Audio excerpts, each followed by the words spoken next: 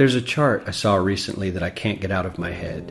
A Harvard business professor and economist asked more than 5,000 Americans how they thought wealth was distributed in the United States. This is what they said they thought it was. Dividing the country into 5 rough groups of the top, bottom, and middle 3 20% groups, they asked people how they thought the wealth in this country was divided.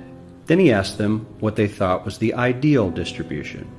And 92%, that's at least 9 out of 10 of them, said it should be more like this. In other words, more equitable than they think it is. Now that fact is telling, admittedly, the notion that most Americans know that the system is already skewed unfairly. But what's most interesting to me is the reality compared to our perception. The ideal is as far removed from our perception of reality as the actual distribution is from what we think exists in this country. So ignore the ideal for a moment. Here's what we think it is again. And here is the actual distribution. Shockingly skewed. Not only do the bottom 20% and the next 20%, the bottom 40% of Americans barely have any of the wealth. I mean, it's hard to even see them on the chart. But the top 1% has more of the country's wealth than 9 out of 10 Americans believe the entire top 20% should have. Mind-blowing. But let's look at it another way, because I find this chart kind of difficult to wrap my head around. Instead, let's reduce the 311 million Americans to just a representative 100 people. Make it simple. Here they are: teachers, coaches, firefighters, construction workers, engineers, doctors, lawyers, some investment bankers, a CEO, maybe a celebrity or two. Now let's line them up according to their wealth. Poorest people on the left, wealthiest on the right, just a steady row of folks based on their net worth. We'll color code them like we did before based on which 20% quintile they fall into.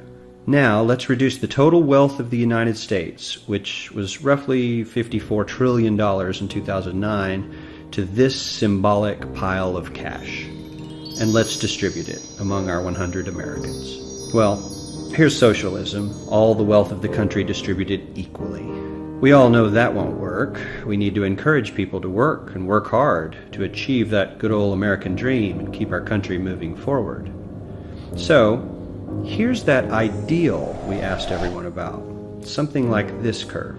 This isn't too bad. We've got some incentive, as the wealthiest folks are now about 10 to 20 times better off than the poorest Americans.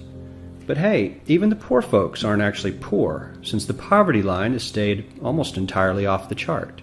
We have a super healthy middle class with a smooth transition into wealth. And yes, Republicans and Democrats alike chose this curve. 9 out of 10 people, 92%, said this was a nice, ideal distribution of America's wealth. But let's move on. This is what people think America's wealth distribution actually looks like. Not as equitable, clearly, but for me, even this still looks pretty great. Yes, the poorest 20 to 30% are starting to suffer quite a lot compared to the ideal, and the middle class is certainly struggling more than they were, while the rich and wealthy are making roughly 100 times that of the poorest Americans, and about 10 times that of the still healthy middle class. Sadly, this isn't even close to the reality. Here is the actual distribution of wealth in America. The poorest Americans don't even register. They're down to pocket change. And the middle class is barely distinguishable from the poor. In fact, even the rich between the top 10 and 20 percentile are worse off. Only the top 10% are better off. And how much better off? So much better off that the top 2 to 5% are actually off the chart at this scale. And the top 1%, this guy, well, his stack of money stretches 10 times higher than we can show. Here's his stack of cash, restacked, all by itself. This is the top 1% we've been hearing so much about. So much green in his pockets that I have to give him a whole new column of his own, because he won't fit on my chart. 1% of America has 40% of all the nation's wealth. The bottom 80%, 8 out of every 10 people, or 80 out of these 100, only has 7% between them. And this has only gotten worse in the last 20 to 30 years.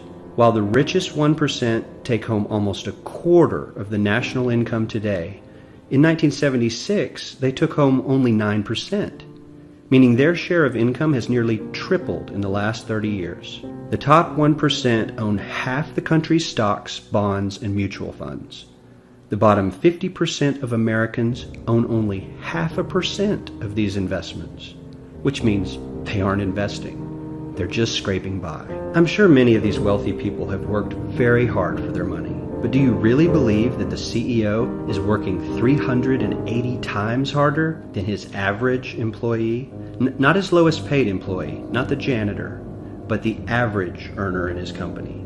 The average worker needs to work more than a month to earn what the CEO makes in 1 hour. We certainly don't have to go all the way to socialism to find something that is fair for hardworking Americans. We don't even have to achieve what most of us consider might be ideal. All we need to do is wake up and realize that the reality in this country is not at all what we think it is.